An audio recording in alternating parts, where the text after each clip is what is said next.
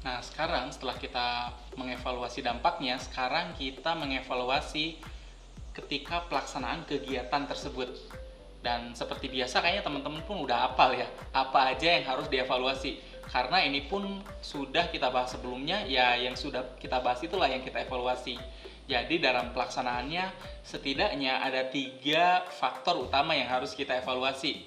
Yang pertama, keuangannya. Kita lihat nih dari bukti-bukti yang ada, apakah pemasukannya seperti yang kita inginkan, apakah pengeluarannya sebesar yang sudah dianggarkan, atau lebih, kenapa kok lebih, kalau kurang, kenapa kok kurang. Jadi kita harus menjawab pertanyaan-pertanyaan tersebut. Lalu yang berikutnya tentunya di bagian pemasarannya. Di bagian pemasarannya kita harus lihat peserta yang datang ini sesuai dengan target atau tidak. Lalu pengunjung lain di luar peserta anak-anak ini yang memang kita targetkan untuk datang, apakah hadir juga atau tidak. Lalu yang berikutnya, apakah ada sponsor yang memang kita target, misalnya ketika awal, atau pihak-pihak lain yang ingin kita ajak kolaborasi, apakah mereka itu beneran hadir atau tidak. Lalu bagaimana dengan perencanaan marketingnya, sesuai dengan jadwal atau tidak. Dan banyak lagi hal-hal yang memang berhubungan dengan kesuksesan acara ini di aspek marketingnya.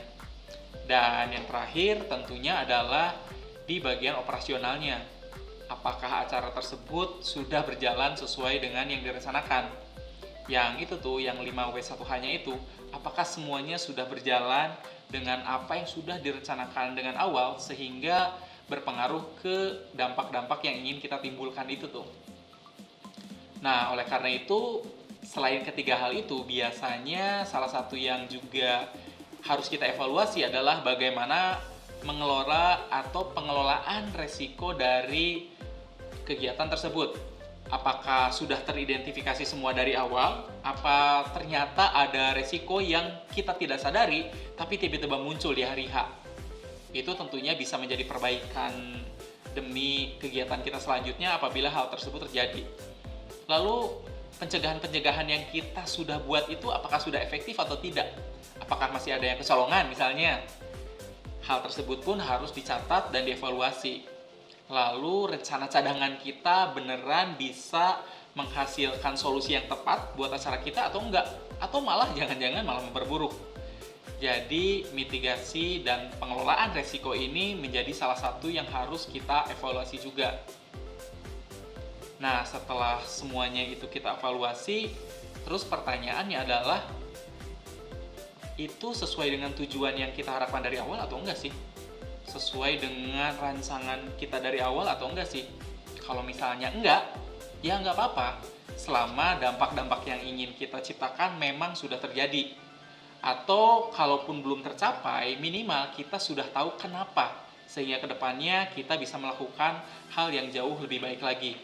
Nah, selain itu, salah satu yang perlu kita ingat adalah kita harus meminta feedback atau masukan dari rekan-rekan atau dari pihak-pihak eksternal khususnya yang terlibat dengan kita untuk membuat acara tersebut. Tetapi ini harus dilihat jangan sebagai serangan personal, misalnya gara-gara, wah acara kamu kurang asik nih, kurang seru, misalnya seperti itu ya. Jangan dianggap itu menyerang kita secara pribadi atau menyerang kepanitiaan kita. Anggap itu memang sebagai masukan yang akan membuat acara kita ke depannya jauh-jauh lebih baik. Jadi justru sarankan kepada mereka supaya mereka memberi masukan yang sangat-sangat terbuka agar ke depannya kita bisa menjadikan acara tersebut jauh lebih baik.